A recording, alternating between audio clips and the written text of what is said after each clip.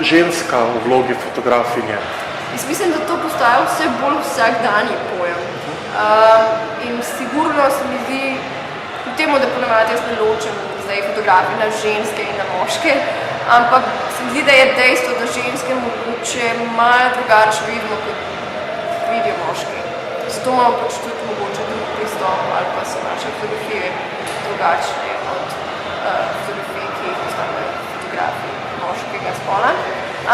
V določenih državah seveda imajo moški in ženski fotografinje različne omejitve, naprimer sploh v islamu, v islamskih kulturah, naprimer se mi zdi, da smo ženske na nek način privilegirane. Spet je to povezano zelo z državo, ne bom zdaj generalizirala z religijo kot tako. Naprimer v Afganistanu sem se jaz vedno počutila, da sem blazno privilegirana, ker imam dostop tako do ženskih tem, kot tudi do moških. Naprimer serijo o maternalni umrljivosti sigurno ne bi imel takega dostopa moški kolega. To je samo ena izmed zanimivih zgodb, verjetno, ki ste jih že spoznali tekom vašega življenja. Veliko so jim povedali, zelo malo časa, zadnji časa, ki živite v Sloveniji. Kam vse vas je že denimo ponesla pod fotografinjo? Ja, jaz sem v bistvu do zdaj živela v Iranu predvsem, tudi pol leta, moj mož je eno leto na Tajskem. Delala sem v Afganistanu, v Venezueli, v Parizu kar nekaj časa, v različnih koncih, ZDA, Balkan. Če se dotaknemo mogoče najbolj tragične zgodbe, kje bi dejali, da ste posneli fotografije, ki so po, ne bom rekel negativizmu, ampak po tragediji vam ostale najbolj v spominu? Ja, sigurno Afganistan, ker me je sigurno najbolj zaznamoval. Jaz sem v Afganistanu odraščala tako fotografsko kot zasebno, ker sem v bistvu stara 12 let, ko sem prvič šla v Afganistan. Vsej moji karieri in vseh zgodb, ki sem delala, ja, se mi zdi afganistanska zgodba, oziroma usoda afganistanskih ljudi najbolj tragična. Kaj pa sama oprema? Proizvajalci zadnje čase, ker pač delijo na moške in ženske fotografinje, delajo razne bele aparate, pink aparate. Kompaktno kamero, ko imam jaz, je tudi črne barve. Jaz pač želim nekje, da moje orodje, moja fotografska kamera ni upadljiva. Tako da temu primerno zmerjam za barve. Oprema, ki jo prenašate s seboj, spet ženske moški, gre za enako količino, enako težo?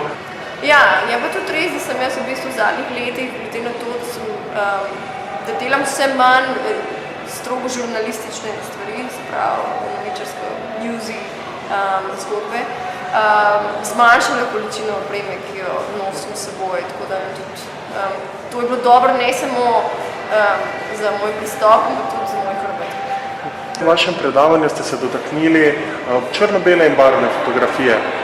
Sigurno ta razprava je nujna, zato ker v bistvu se mi zdi, da se premalo sredotočamo, kaj izbor določene estetike pomeni pri pripovednosti fotografije.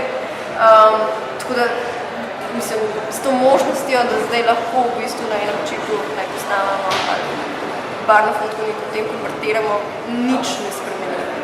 Samo olajša naš proces, s tem tudi, da lahko zbiramo. Čeprav tudi, zdaj, če gledamo fotoaparate, imaš lahko prenastavitev popolnoma črno-belo in ne moreš se vrniti nazaj v barve. Tako da, ja, se mi zdi, da izbor estetike je nujno področje, na katerem v bistvu fotograf mora premišljeno delovati in izbirati, ker s tem vpliva, biti odgovoren, ker s tem vpliva na pripovednost in verodostojnost zgodbe. Se mi zdi pa, da kljub temu, da je zdaj digitalna fotografija blazno razširjena, je tu še vedno vprašanje analogno, oziroma film ali pač digitalna fotografija. Še vedno obstaja, tako da film še ni zelo.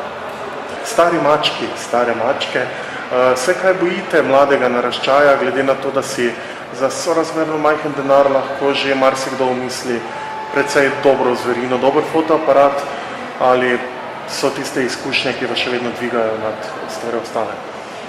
Ne, jaz se ljubim mladega naraščaja in mislim, da fotoaparat je orodje. Mislim, danes imamo tehnološko razvite aparate, tudi če damo na programsko funkcijo, ne bojo solidno v nekih generalnih svetlobnih situacijah naredili tehnično solidno fotografijo, ampak fotografija ni samo tehnika. Zame je fotografija v glavnem videnje, pogled in sporočanje tistega, kar pač smo videli. Tako da tukaj pa pač se je potrebno spustiti v neko, mislim, poznam zakonitosti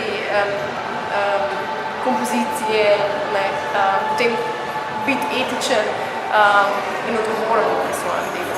Mislim, kvaliteta je nekaj, kar ne pride z enim dobrim tehnično korektnim posnetkom, ampak ki pride z odgovornim, etičnim prenašanjem neke resničnosti skozi fotografski